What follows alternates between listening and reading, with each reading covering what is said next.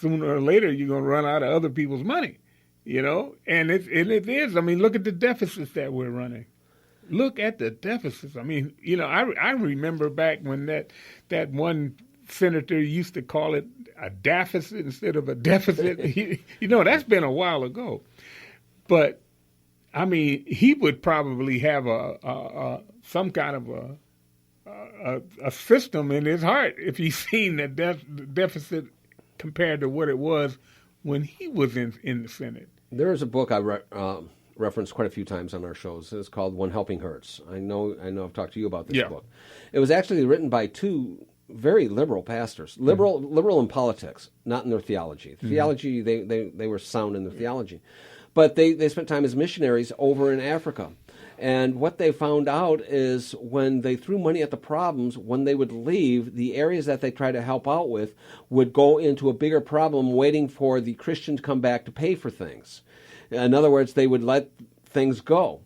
And being Americans, they'd go over there and they'd try to fix all the problems by throwing money at it. They need better farming equipment, so they bring in tractors. They need this and this and this instead of doing it the way they're used to. None of them knew how to use this equipment. So when they left, they wouldn't go back. They wouldn't go back to manually plowing the fields. They wouldn't use their animals to plow the fields. They wouldn't use the new tractors. No one knew how to use it.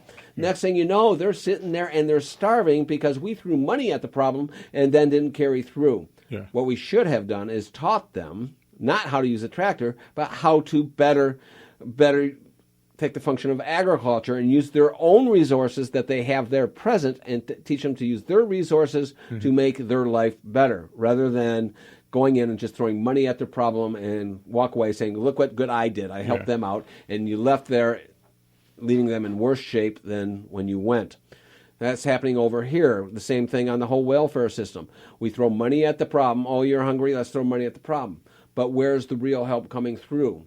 They don't take advantage of the other things that teach them how to work. They don't take advantage of any of those other programs. They just know that when they get hungry and they get down, they can count on Big Brother to give them that check to survive. And you know what is really scaring me is this idea that we can introduce marijuana and drugs into the just neighborhoods. I mean, by the government. I mean, because basically that's what it is. They're paying people to grow marijuana and stuff like that. So at some point, all of this stuff, just like Mexico, it'll be just like Mexico. It'll be all of the drugs will be legal for recreational use. Because like Mexico, I mean, they did this about 8 or 9 years ago now. How easy is it to control a stoned society? Yes, well, I'm serious. That's right. You got everyone stoned on drugs. They're sitting back. They don't care what's going on. That's right. And they're very happy being at the bottom of that barrel. Yeah, and the thing about it is that marijuana that they're growing today isn't the marijuana back when I was a young guy. Okay, I no idea what that marijuana was about. Tell me about it, Phil. Well, no, I never was a marijuana guy. Me neither. Because I could not handle it, and I knew it, and I realized it, and I did not mess with it. Well, when I went to school, I'll tell you, my people in other rooms around on my floor would always, and believe it or not, this was a Catholic school. Mm-hmm. You'd walk into the men's dorm room because they didn't have co-ed because, well, it was a Catholic school. Yeah. And you would almost get a contact buzz from the smell of the marijuana. Yeah. And the nun that ran the floor, she didn't know what she was smelling. She thought it was some rank air freshener. She really did. I would get severe headaches just from the smell of that. Yeah. I mean, I'm deathly allergic to the smoke of marijuana. So, Lord bless me in that way that I never have the urge. That's what I look at it as, is being blessed to not be able to handle it, So just real quick, because we're coming up here close to the top of the hour, universal paycheck. Do you see that coming in our lives? Yes. You do? Yeah. Why is that? Because it'll take a portion of the people and make them happy.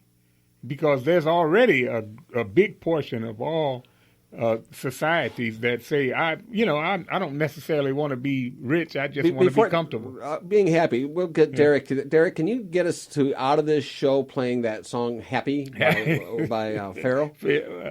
Yeah. When we just start playing it, it's a few minutes long song, so just let us know when it comes on by playing it. Yeah. So that's why it's going to be real easy to get a big portion of the society to just be mellow out and just be go happy, with the flow. You know, it's good to be happy, right? Yeah, that's my granddaughter's favorite song. She loves that song. So, you see that in our lifetime. That's scary. I see us being able to look at it and see that, man, we come a long way from... We're not that far off from it with 2-year unemployment. Yeah. You think about it. Yeah. And like I said, as long as you can make the majority of the population happy, at the expense of other people, it allows the tyrants to rule. Yeah. And they're going to just sit back and just say to you, okay, just take it easy, let us handle it, you know? And they'll be glad to what time's the game on? Yeah. You know, that's all you have to worry about. What time's the game on? Everything's fine. The check is in the mail. Yeah. Hey, it's in the mailbox already.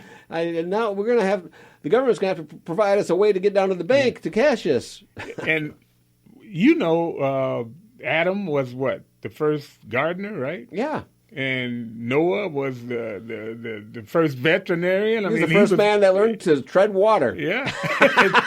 But, you know, every man, you know, from the biblical times had a task. And I want to make this point. A lot of people say this. They say that work is part of the curse. No, I want you to look in the Bible very carefully. Adam was charged with tending the garden before the fall. Yeah. We were designed to work. That's right. We were absolutely made. And we're given opposable thumbs, not to play arcade games. We're given opposable thumbs so we can work. Yeah, and Eve was the helpmate.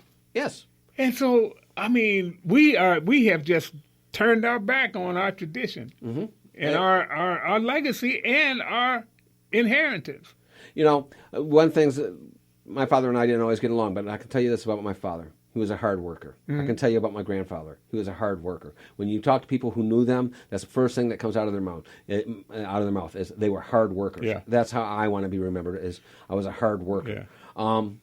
I've spent in my life. I'm going on 57 years old. I spent a total of two weeks on unemployment. That was it. And I didn't like it. Matter of fact, I got my first unemployment check by the time I was back to work. Yeah. You know? Yeah. That's what you do. You work.